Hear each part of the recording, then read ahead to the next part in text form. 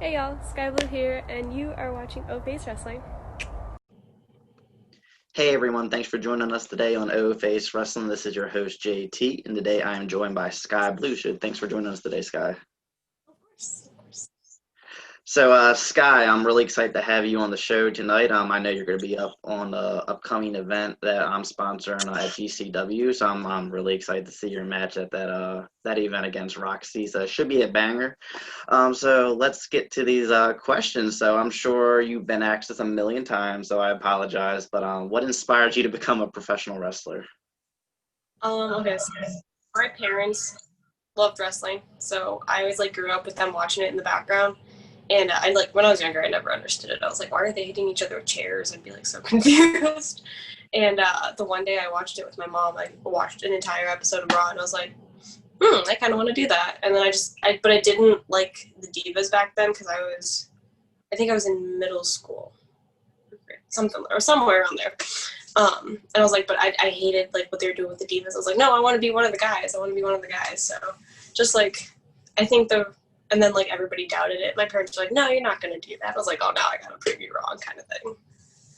Yeah, it's funny because a lot of people kind of had that impression, back in the day if they're their daughter wanted to be a wrestler, like, oh, I don't want them to do this because the divas are back in the Attitude Era when it was more like a sexual kind of thing versus like an actual competitor. But now things have changed a lot. So now that wrestling, women's wrestling has really, it's taken a big step within the last few years. And it's like main event in WrestleMania. You're seeing it, main event multiple cards and stuff like that. What does your family and all think now that you're a wrestler with the change of the atmosphere in wrestling and all? Well, my mom absolutely loves it. She will come to any show as long as it's not far away. And she loves it. She'll take pictures. She gets excited about it. My dad he's about it, especially when I wrestle guys. He's like, you're gonna get hurt because I have gotten hurt before. Everybody does. So he's on the fence about it, but my mom loves it, so that's what's important to me. So speaking of wrestling guys, what is your opinion on intergender wrestling? I know some people it's very controversial and stuff Oh like yeah. that. So I absolutely love intergender wrestling because when I first started I started the original company. Um, I was the only female, so I only wrestled guys. And I was always trained, there's no girls and guys. It's just you're all wrestlers. So just you train the same. So I absolutely love intergender because I did it for 3 straight years. And even now, I'm still the only female where I train. So I'm just so used to it. I love it. And as long as you tell the story right, in my opinion, it doesn't look phony. Um, if I were to pick up a 300-pound dude, that would look extremely fake. Yeah. There's a certain way to go about it, and I think you just have to go about it right. So that being said, this is something that actually just came to mind. How much of a difference do you have to prepare and go about your match when you're wrestling a male versus a female? Because obviously men are traditionally bigger, stronger, so I feel like they have to be more careful with you versus another male, kind of thing. So how is that like? Um, Normally I just if there's something I'm uncomfortable with, I will ask go over it just to be safe and sorry. Um, but normally with guys, it's just oh yeah, we'll toss you around this way, we'll catch you out of this because size difference. But whereas with females, if they're similar size, it's how to make it look realistic and how to do your stuff. But if there's a similar, if there's no size difference, if we're the same size, you have to make it look and keep everybody safe type thing. Exactly, because when I do see intergender matches, I usually it usually is around the same size. You'll never see a Brock Lesnar versus Alexa Bliss kind of size Exactly. difference kind of thing and all that.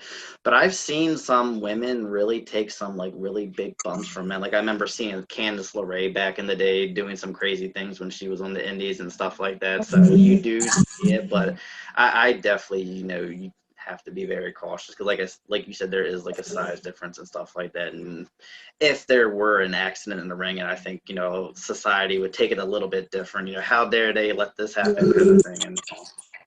And I think also when fans see it too, they don't we all know we're putting our bodies at risk and stuff, and it's they just see it from an outside perspective, not what we see going in and what we know kind of thing. Accidents happen, it's inevitable.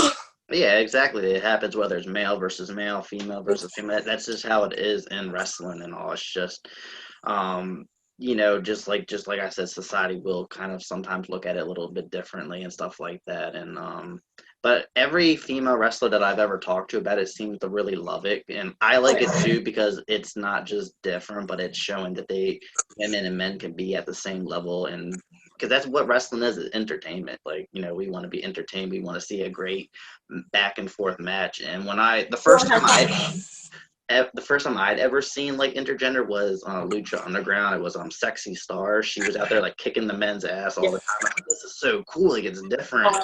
And ever since then, I love it. But yeah, I really loved her. I don't think she wrestles anymore. But yeah, I was really loving when I saw her wrestle.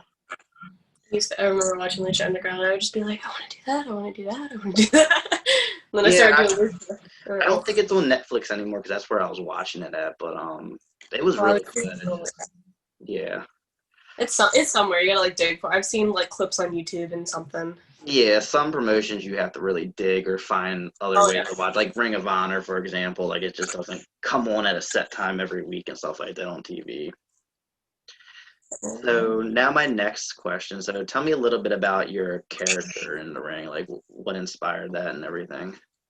I don't know. So like, I'm just kind of like me times 1,000. Like cause like when I was younger, I used to be extremely shy. Like, I would be terrified to like even do this when I was younger. I went to private school when I was from pre-K to grade school just because I was terrified of crowds, like deathly terrified. Like, I would hide behind my mother in a grocery store, like clinging to her leg, just because like crowds terrified me. So then, as I got older and I went to public high school, like I got out of that.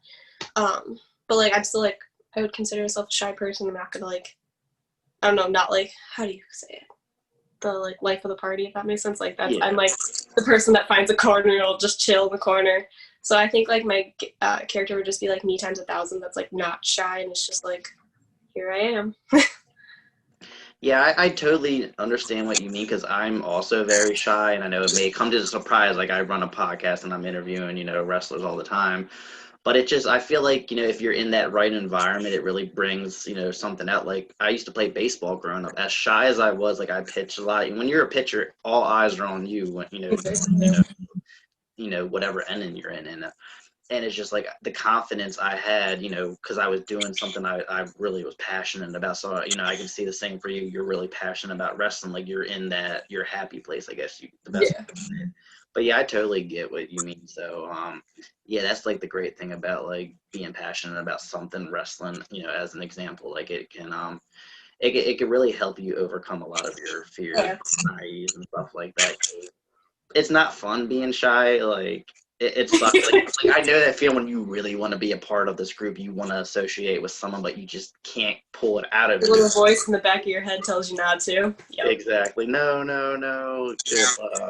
They're gonna judge you. They're gonna say this. They're gonna say Exactly. Oh, when the private school that I used to go to found out that like I do wrestling, they're like, you do what? And then like the people that would come to my matches while I was still friends with them, they would like show the old teachers, and they're like, she's wearing shorts and a crop top. What does she do? There's people paying like, and they're like completely didn't because it's a private school. Yeah. Completely didn't understand. Kicked me out and everything. I was just like, oh, okay, cool. Yeah, I know private schools are really like strict. I had a friend, his younger brother went to a private school, and anytime we would like party and all when I was younger, we would always, of course, take pictures and post it online and stuff like that. He would make sure he was never in the pictures because if someone caught him, they would kick him out. So I have to ask, how old were you when you started training? I was a junior in high school, so I was just turning 17. Wow. I mean, maybe it's different in every state, but don't you have to be 18 at some schools, or how's that work? So I started at a place. I'm no longer there. But basically they told me as long as my mother was there and she approved that it was fine. So my mom came to every practice with me, every show, and she like never left my side really. And then once I turned 18, it was like, they were like, okay, it's fine. But now that I'm at where I'm at now, I did have to like sign papers and all that stuff, like the, what do you call it? Not contract. That Wait, I know you're talking about. there we go. Yeah, exactly. Yeah, it I makes was sense. getting there. Kind of like getting like a piercing or a tattoo. If you're under 18, you got to have the Yeah, you parents gotta with sign you and up. stuff like that. Yeah. Oh, excuse me. So now I really want to know about your wrestling style. Like, tell me about your wrestling style. What made you choose that style and everything? So I'm always like, I feel like 90% of the time I'm always a smaller person. The only time I think I've been taller was against um, Heather. Heather, what is her last? Is it Heather Monroe? No, the shorter girl. Why can I not think of it? This is awesome. I wrestle her all the time. It'll come to me. But she's like really small. She's from Iowa, I think. But she's so like normally I'm always a smaller person, so I'm so used to like the head scissors, the ranas. I did start training lucha a couple years ago, like a year ago. So I started incorporating like just some of that stuff because it's very easy to like what I think is very easy to pull the cool stuff from lucha and put it into American, whereas in trying to go from lucha into American is super difficult. Um, But yeah, I like to chain a lot too, because I did gymnastics for a couple years when I was younger. So I like to like kind of like just take what I can and make it into wrestling just to make it different, just so you stand out. So how long were you in your wrestling career or training before you started like adapting to the lucha style? I was 3.5 years in. I didn't start lucha until I left the first company and started with the second one, because they trained at the same facility just on different days. So then I just started doing lucha with them. Yeah, I really like the lucha style. I feel like at least in like WWE, you don't really see a lot from the women, but you see a lot, like the Rey Mysterios and stuff like that. I really think it's really exciting. And also, how long did it really take you to actually get used to that style? Forever it felt like. Especially because I don't speak Spanish, so I was very just trying to like connect the words with what they were doing, and it just wasn't working. The brain was not cooperating during that process, and everything we do is on the left, and everything they do is on the right. So it was just completely inside out backwards. So it did take a little while getting used to, but like then once you have it, it's like kind of like in the back pocket type thing.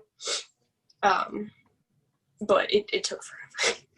Like the arm drags are simpler. It's like, okay, it's just a different arm. And then when you're locking up the other way or you're in a headlock on the other side, you're like, this feels wrong. What am I doing? So I have to ask too. I don't know if you know the answer to this, but I know like when it comes to lucha wrestling, a lot of the wrestlers like to wear like the mask and all. Do you know like the meaning behind that?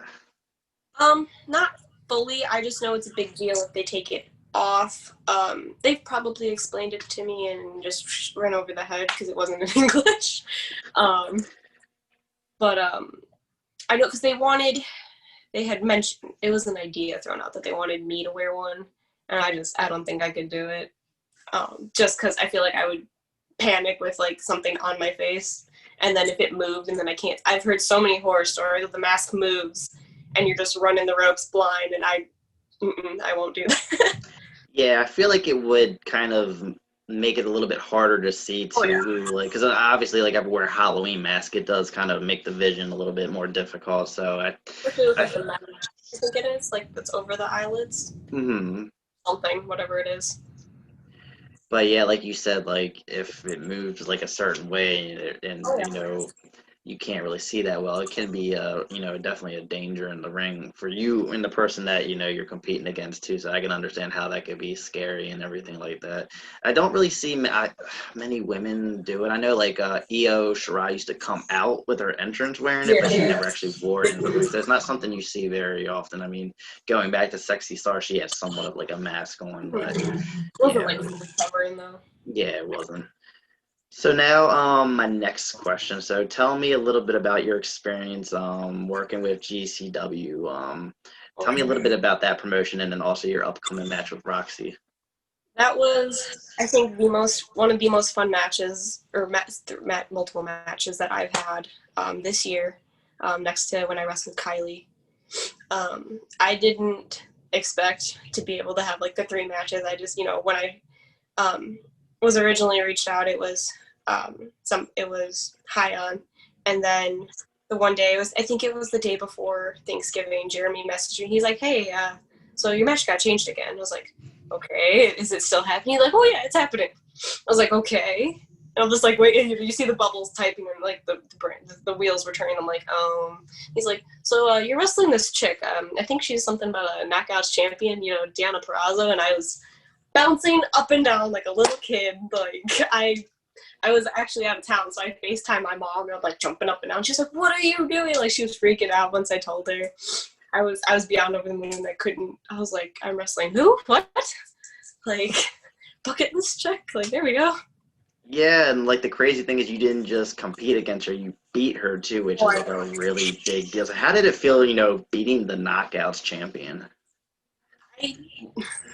I was on cloud nine that entire day, and it still doesn't sink in, like, because then I go see that match and I'll watch it on the title match on YouTube, and then I just see like it's like over 150,000 views, and it's just like, oh my god, that's me.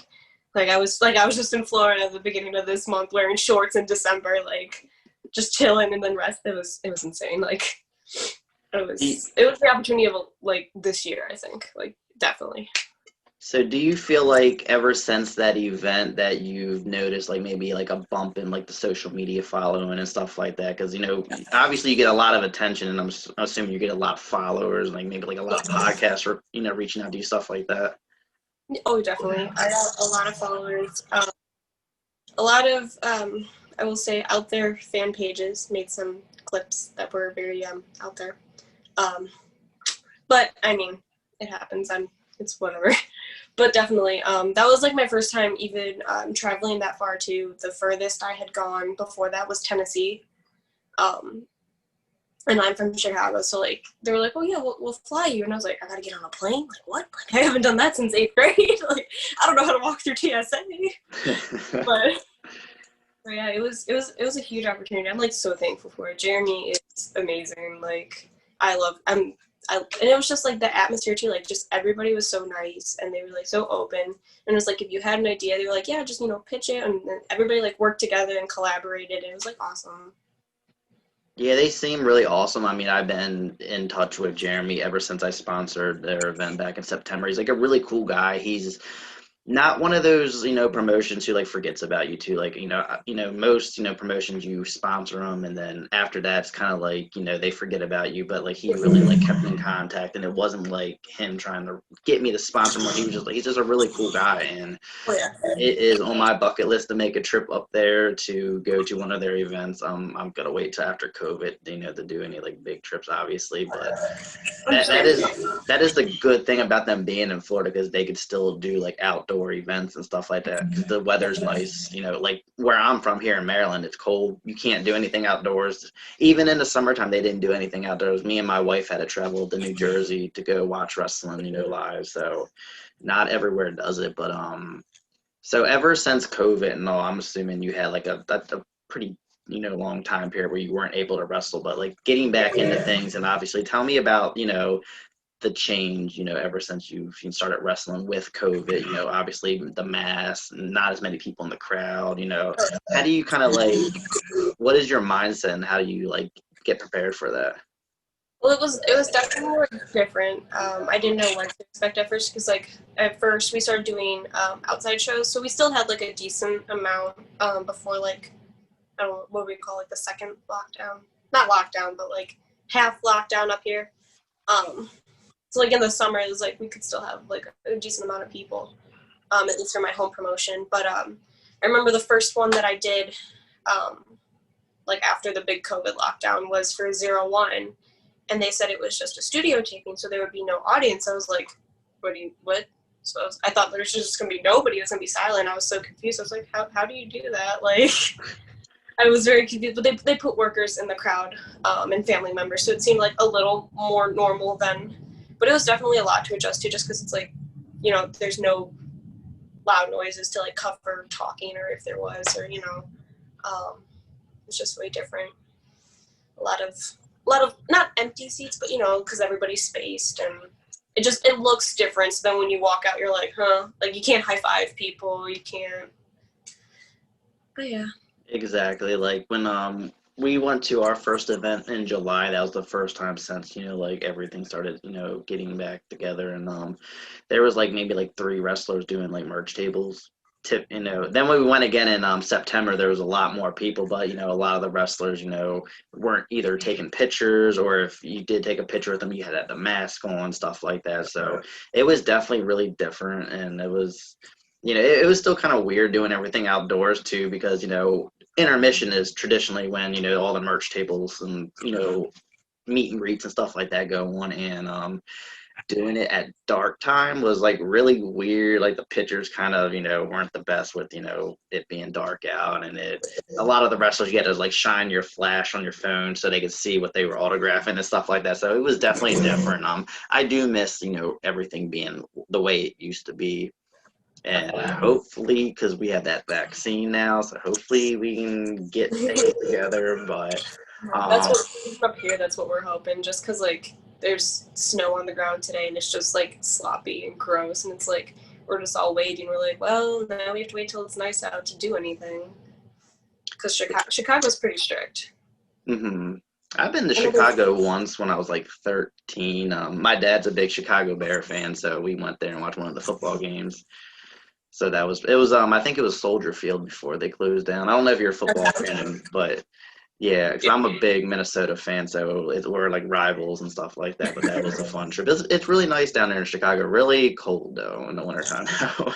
Oh yeah, I went outside this morning. I was like, nope, 3 more coats, okay, a couple more layers. I hate the cold. Yeah, I don't mind it too. Like I don't like being sweaty. That's kind of like a thing with me. But at the same time, being cold doesn't suck as long as you have like blankets or something like that. But I could tolerate it. So next questions, I got 2 more left for you. Now this one is non-wrestling related. So what about you that is non-wrestling related that you would want fans to know about you, like any hobbies or stuff like that? That's a good one. Shit, I don't know if I have hobbies. I mean, anymore. I trade so often. I don't know if I have. Well, okay, here's a goofy one. When I was younger, like because I was so shy, nobody ever imagined I'd be doing this. I used to do wildlife photography, and so I would like volunteer at a rehabilitation center, and I would like get to work with all the animals, make their food, feed them, and all that stuff. But then they would let me go in the back and like take pictures of the animals and get like. So that's what I would do before I found wrestling. Now my mom takes the cameras and takes pictures of the matches and whatnot. And she's just like, yes, this is my hobby now. I'm not sharing. But yeah, I don't know. I wrestle. I think I'm just so like goal driven. Like I want the wrestling so bad that sometimes like the brain doesn't shut off and it's just wrestling.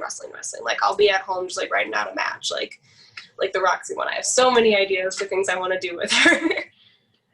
I can definitely relate with that one because, for me, it's I go to work and then I come home and I'm doing something podcast related, whether I'm recording or, usually like on my days off, I'll go out in the living room and I'll put wrestling on the TV and I'll have my little book. I'm really organized and OCD with everything. So I have my little book. I have all my upcoming interviews, the times, and what wrestlers I'm featuring, in the upcoming months. I start kind of I like to plan a month ahead. Like I'll start looking, okay, what wrestlers I want to reach out for the next month and stuff like that. And it's funny because, like I mentioned too, I'm really shy when people at my work find out that I run this podcast and I do all this stuff. They all get like really excited. Wow, you run a podcast, da, da, da. Like, I didn't see that, because I'm like the quiet guy and stuff like that. But yeah, I definitely can relate with that one. Now, final question. Now, for 2021, I'm sure you have a lot of goals. So, what are some of your top wrestling goals? Where do you want to be by the end of the year? Definitely want to be traveling with wrestling a lot more. It would be eventually, the whole book. Everybody wants to hit all 50 states. I just want to travel more. I want to wrestle as much as I can, as much as the body will allow. I would like to make it one day. Like, I want to work for TV one day. This is, like, what I want to do with my life. I just don't see myself doing anything else. I just, like, once I found this, it's, like, I feel like I found myself through wrestling. Like, I've come out of my shell. I've, like, some of the fears have definitely, like, gone away. The confidence has gone up with this. So I definitely want to do this. I want to like not take my time, but like wait for the right. No. What am I trying? I'm horrible at words sometimes. I'm sorry. What is it like? Good things come to those who wait, kind of thing. You know, like I don't want to push if I'm not ready, but like, you know, you see, I watch a lot of Dark and I watch a lot of NXT, and it's just like you just watch and you're just like, okay, one day at a time, you're gonna slowly get there, kind of thing. So, like, with, like, being on TV and stuff like that, I know for, like, the longest time it was really WWE or nothing really else. Yeah. Impact has always been there, but it seemed like that was kind of, like, not really a goal for a lot of people because, you know, Impact was only so popular. But with AEW coming along, it seems like a lot of wrestlers, they want to be with AEW and not WWE. So, what's, like, where are you at? Like, would you go to WWE? Would you go to AEW? Like, I don't know. I think there's pros and cons for both. I don't know. I feel like I just want to have the freedom to kind of like, if I want to like try something with a gimmick, or if I want to try something with a character, or like a different moveset, I want to be able to like be given the opportunity to try and implement it. Just because like everybody's, even with females, there's so many of us, even with guys too, there's so many of us, and we're all fighting for X many spots, you know, because like once one person's out, then it's, oh, there's one open, oh, there's one open, kind of thing. So I don't know, I don't have my heart set on one, you know, it's just kind of whatever seemed like the better opportunity, I think. Somebody that allows intergender would be nice though, so. yeah, I haven't seen that in AEW yet, but I know Impact was doing it for a while. Yeah, they were. Every promotion's different. Like you said, they all have their pros and cons when it comes to, you know, your character and how much creative control you have, how much you could do outside the promotion, how much you're actually dedicating to that promotion, because some promotions you have to be there and do more and stuff like that. And then there's also the financial aspect. I don't know who pays more out of AEW and WWE. I mean, I've heard good financially for both of them. So, like you said, it's just whatever's the better opportunity for you. It may be WWE, it may be AEW. You may wrestle for both one day. Like, you know, you really don't know. It's a thing. Because that's like split the time. Exactly. And like, because the one cool thing about AEW is they have AEW Dark, where you can get like a taste of, you know, what they do there without actually signing that paper and being stuck with them too. So it's like, if it's not for you, they, you know, WWE, they really don't do that. I mean, they do those like kind of like local talent matches here and there, but it's usually like, yeah, the house show. When they have the And you would be surprised too, like a lot of people don't know like how big of an opportunity that could be for someone, because one of the wrestlers I've had on the show, she actually competed on SmackDown once, and she told me like after that everything blew up on her social media. People somehow found her on her personal Facebook, and podcasts were reaching out to her like crazy. So it like that 30-second squash match, you know, can really lead to like a lot of opportunities. So that's always yeah, exactly. You know, sometimes that's what you need. Yeah, I mean, you just get your name out there, and then you can really go out there and show the world what you can do, you know? Well, so when I started, this is like totally kind of on topic. When I first started at the first promotion, so I was there for 3 years. I wrestled the same place, same person, every Saturday. It was, you know, and you were stuck. You were not allowed to go work anywhere else. So then once I finally left and I started with Steve Oz at CSW, he was like, yeah, you can go here, you can go there. We'll just let me know. I'll tell you if it's good or not, and have at it, kid. And I'm like, what? And it's just like, so what? And then it sounds so super nerdy, but I like kept track of like everywhere I got to go within I capped it at a year, like from when I started to the year later. And it was like 20 promotions. And it's just like, and then you like learn from so many different people, like the different people you work, the different promoters, how everything's done. And it's just like, I learned so much. And I felt like I saw a whole new world of wrestling once I like got to like travel a bit and like just learn. Exactly, because every promotion is different. I've learned that, you know, I've been to, let me see, 1, 2, 3 different wrestling promotions. I only travel so far, unfortunately, but they all are different. They all have a different feel and stuff like that. And I think that's really awesome too, because you can, as a fan or a wrestler, you can experience, like a different crowd, different environment, different management, stuff like that. And good or bad, it's an experience that you learn about. I have a friend. She wrestles for a promotion, locally here. She said like because you said that when you started you couldn't go anywhere else. She said that like they don't, if you actually go through their training school and all, they don't want you to go anywhere else early in your career. They want you to kind of develop more. It's more so because their name is glued to you because you trained, so they don't want you to go somewhere and look bad. But after That makes sense. after you get to like a certain point you can, but they still kind of like would like you to tell them in advance, not just kind of do it and stuff like that. But yeah, situations like that make sense, but I do like, when you have your own freedom to go and do whatever you want, because that's kind of how you get your name out there. If you're kind of just stuck in one place, you're only going to be known by so many people, because a lot, and it's a little bit different nowadays too with streaming and stuff like that, social media. But like, if you don't live in a certain area, you're not going to know about like a certain promotion. And if there's a wrestler who only really wrestles for that promotion, you're not really going to know about them. But like I mentioned, like technology, with all the streaming, the Title Match Network, like you mentioned earlier, you can learn about a lot of different wrestlers. Like there's so many wrestlers I've seen wrestle a lot, and I've never seen them wrestle in person because they don't come down to the area that I, live in. So yeah, that's also like a really cool thing. Oh yeah, the streaming is crazy. I started a couple shows that I started doing. They're like, yeah, we live stream, so there's a camera here, sell to these ones, and I'm like, we gotta do what? Like I was so not used to it. I was like, what do you mean you gotta what? And, like looking for the certain cameras, and it's definitely something to like adapt to, especially when you're not used to, if you're just used to like hard cam here, and here. Mm-hmm.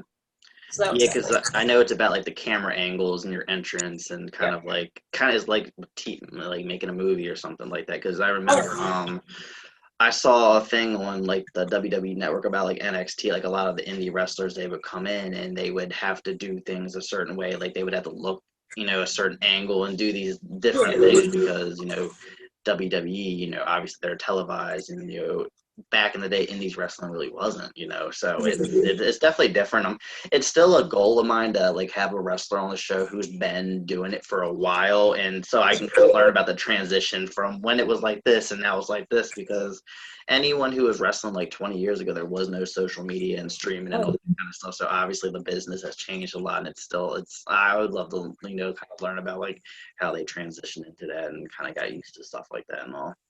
It definitely had to be hard to get used to. Like even I was just like, what? You have to find, you have to find a camera while you're selling around a ring, or even entrances. Like I was once told, and it makes total sense for like when you watch the pay-per-view as a whole, because my parents, the ones that can't go to, they'll watch the pay-per-view, and they were watching it. They're like, you didn't stand long enough, because I was told to pause for the entrance.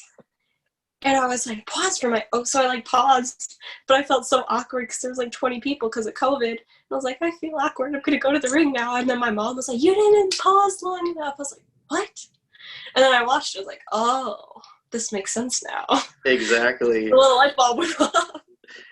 That reminds me of my friend like a year ago when she had won the women's title for the promotion she wrestles for. You typically when someone wins a title, they kind of stand and pose with it and stuff like that. She won it and got it and just kind of ran away. I was like, I didn't get a good picture. Like you weren't posing or anything like that. Like, so there's a lot of things that, you don't really think, especially when you're like really young and, into the kind of getting used to the business and stuff like that, or just being in the moment. Sometimes you just don't kind of think. I do the same thing, I'll do something and I'm like, oh man, I really wish I would have done this instead of that, and kind of, It's when you rewatch and you're like, oh, I should have done that.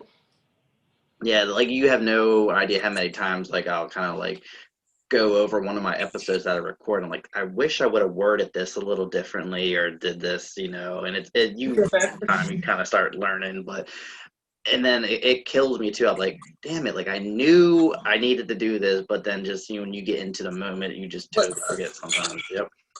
I'll say I'm horrible at wording things. Sometimes I'll think of the word and be like, I don't know which one I need to use. Exactly. Like I will be 100% honest with you. I feel like I end my episodes kind of awkwardly, and it's like I know I need to fix it, but I just never do. And I kind of do the same thing. I'm getting a little better though, but that's like one of my biggest like pet peeves is like ending the episodes a little better.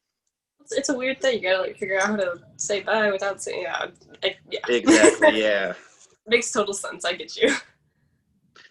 So Skye, that wraps up, my interview with you. I just have to thank you so much for joining us today on O-Face Wrestling. Of course. I'm sorry it's complicated to figure out a day. Yeah, no, trust me, that's a normal thing for me. But did you want to share any of your social media, any upcoming, merch that you have coming out or matches that you want people to know about? Well, GCW on the 16th against Roxy. I'm working on the merch thing. I need to figure out a T-shirt. That's a complicated mess in and of itself. I have Instagram and Twitter. I have no idea what the Twitter handle is. Well, I'll put it in the description. Okay, thank you. I know it's like Skye with a bunch of E's. I have no idea how many.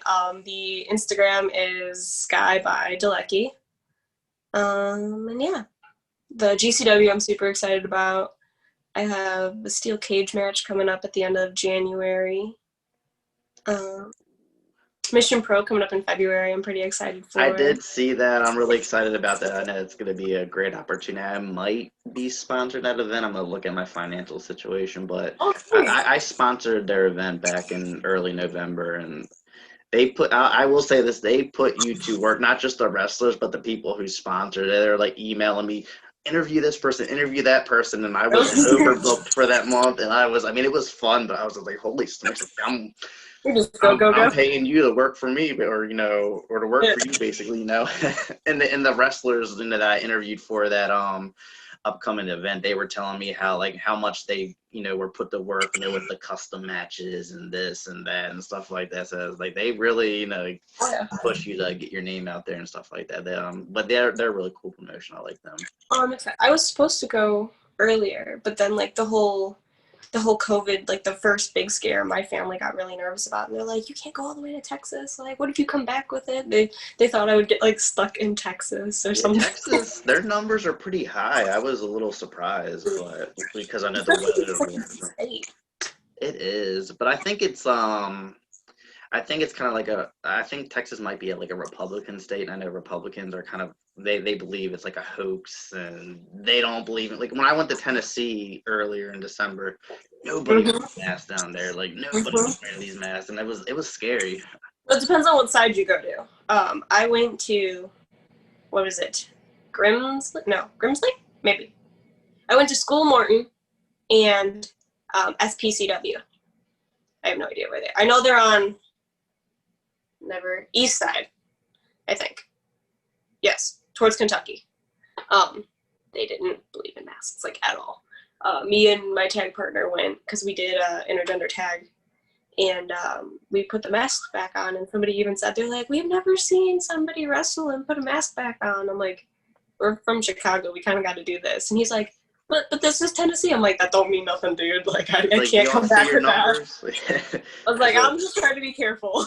Exactly. Like, I just feel like everyone just needs to put on the mask, in a few months. Hopefully everything's gone. But the quicker it'll go back to normal, the better it is for everybody. Yeah. I mean, and I'm someone who wears glasses. Like, it fogs my glasses up all the time at work. So if I get to do it, anyone could do it. But I mean, who am I? Still have to figure out how to put the mask and the glasses so they don't fog. I saw on TikTok someone put like a Band-Aid over the top part, and it actually prevents it from fogging. I haven't tried it yet because I really don't want to. Yeah, you put it like right over the mask, like where the edge is, and kind of like on your nose. Oh, so it like kind of closes. Oh. Yeah. So I saw that, like, but I don't want to walk around with a Band-Aid on my face. That's the thing. I'm like, I'm at work, I'm getting paid, who cares, Yeah. But yeah, so make sure you all follow Skye on all her social media platforms. Make sure you check out the upcoming GCW event where she challenges Roxy. Also, Mission Pro next month. Also, follow us on all of our social media platforms. We're on Facebook, Twitter, Instagram. Give us a sub on YouTube. You can check us out at Spotify. Thank you all for tuning in. Thank you so much, Skye, for joining us today on No Face. Thank you for having me. You're welcome.